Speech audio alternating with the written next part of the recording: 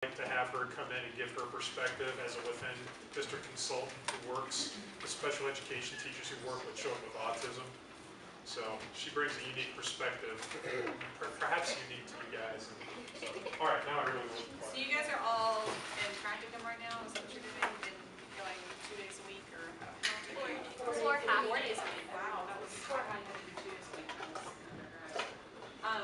So as Dr. Falcomata said, I am a doc student here at UT. I think one thing that's kind of unique about me compared to some of the other doc students, I don't know that there's anybody else that works full-time.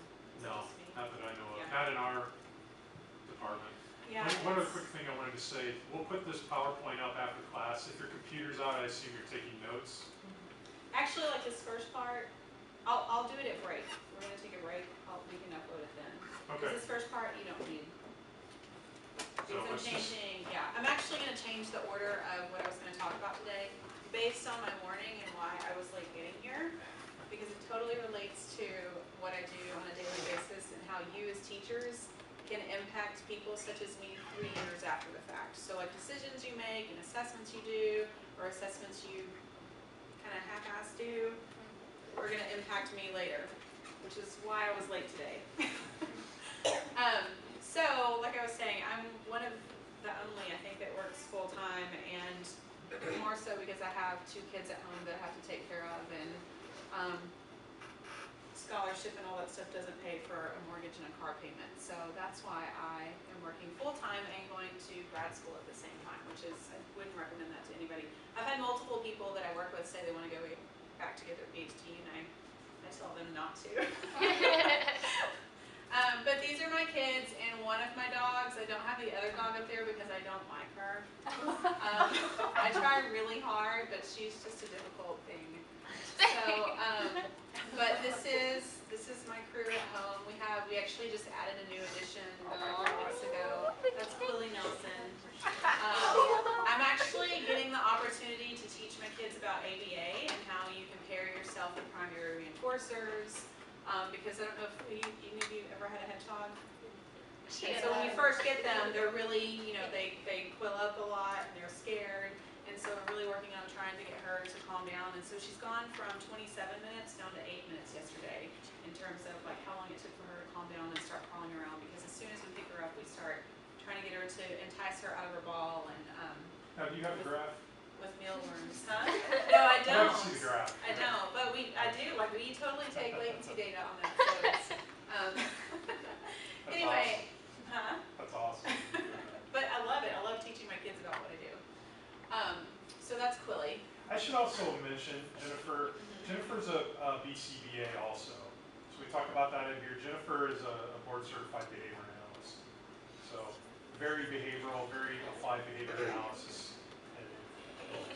Yeah. So I should mention that. All the Sorry. cool kids have these. So what I tend to focus on in my job, not just now, but even as a teacher, is classroom behavior. As a classroom teacher, I taught self-contained, taught in a variety of settings. This is the only, I couldn't find a picture of the very first place I taught at. I taught at a residential treatment that was out in the middle of nowhere, and this was literally what it looked like outside my classroom door.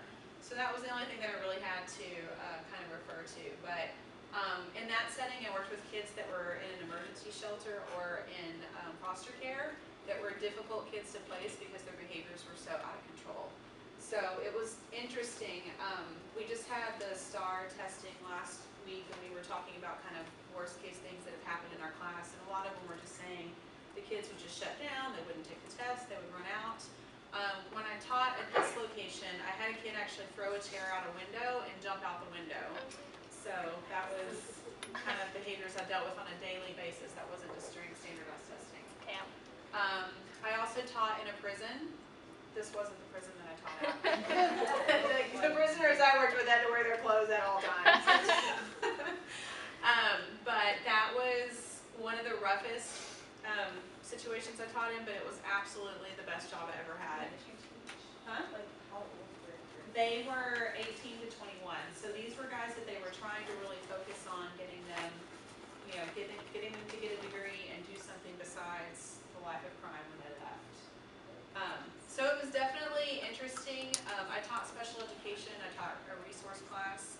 I I also taught GED classes. It was kind of a mix. They could do one or the other. The interesting thing about teaching resource in a prison, they're not really thinking through things to begin with. I mean, they're in special education because they've got learning disabilities, so they're not really thinking things through the way some others were. So a lot of the behaviors that happened in the special education classrooms and not the classrooms that would be considered like the AP classes. So it was definitely a rough situation, but hands down, best job I ever had. But the thing about prisons in Texas, they built them out in the middle of nowhere, and it's not fun to live in the middle of nowhere. And then I taught in a public school, and we're going to talk a little bit about what that looks like, but in terms of difficulty in getting things done and working with kids and working with families and even working with your coworkers, public school of the 3 settings I worked in has been the toughest. So, which y'all are like, great, that's awesome. Thank you for telling me that now that I'm like at the end of my undergrad. Yes. Do you have to be Yeah, like but you were a specially? consultant though too. Are you talking about when you were an actual teacher? Oh yeah, Oh, I was a teacher, yeah. I just saw it. Do you have to be specially certified to work in a prison? No, no, I was a special education teacher. You can't teach this. Yeah. No, you can't. What, you want to, I feel like you can't teach in a prison? She's like the sweetest, meekest person I know. I feel it.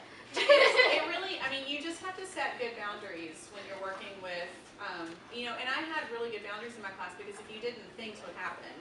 And so the teachers that didn't follow the rules and didn't make the kids follow the rules, I call them kids, but you had problems in those classes. But I very seldom ever had any problems in my classes because I had very strict boundaries. And the thing about the classes in a prison, if they start to cause problems, you push a button and security is there within 30 seconds. But the thing is, like whenever you know, we had to set up like a typical classroom setup, but whenever I would have to go back to the end of a row to answer a question, like I would have to tell everybody, okay, nobody's dropping pencils, nobody's stretching, because one of the things that would happen with the teachers that didn't have good boundaries and set good rules is they would walk past and they would drop a pencil and then like brush up against the teacher when she was walking past. So you've got, I mean, because they're guys that have been in prison for years and, you know. I have 17 questions about this. So, like, were most of them more highly functioning? Yes. You're trying to get them. Oh yeah, we had, I mean, because I actually taught a college course as well. So we had the range. We had some that, the ones that were focusing on getting their GED had shorter sentences. So these were guys that probably couldn't finish out a full So these are high school like, diploma. it's like mostly like speech or like the way. Oh, in terms of what their Yeah, disabilities like, were? I'm trying to It was more understand. learning disabilities. Learning disabilities. Learning Okay. disabilities and ED, those were the eligibilities. You Okay. never saw, I remember one kid being a speech kid and he had the most Right. epic stuff. But it wasn't like autism. No, no, because Just yeah, the to thing be like about a- like the penal system here in Texas is that you have to have a certain IQ. Like if your IQ is below a certain amount, you're not going to go into the general population. You'll be at a totally separate unit.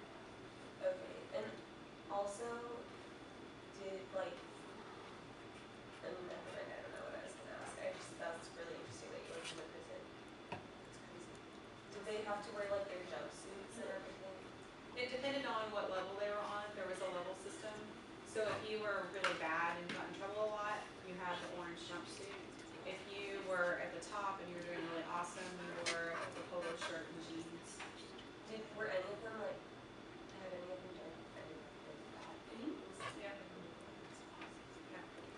So, yes. Okay, sorry. Last few questions. So, did you like get to decorate your classroom or bring your behavior posters and stuff? No, No. it was just like. No, you couldn't decorate. All of your pencils had to be numbered. The numbers had to correlate with the numbers on the desk because if a pencil went missing, it would be considered a shank. Okay. And so, and one time a pencil went missing. I shared a classroom with another teacher that was ditzy. Oh my God, she was so ditzy. And she lost a pencil, and I knew it was her that lost the pencil, but the whole education building shut down. We couldn't change classes at class change. We couldn't find the pencil. They were to the point where security was coming in with gloves to do like orifice checks to see where the pencil was. And my guys that I had in there, like I was like, it's fine, I'll find the pencil. Don't, because they were freaking out that they were about to have, you know, every orifice checked for a pencil. And so it had rolled under her keyboard on her desk. Yeah. So, and I found, like, literally, they're slapping the gloves on, and I find the pencil. But it was, you could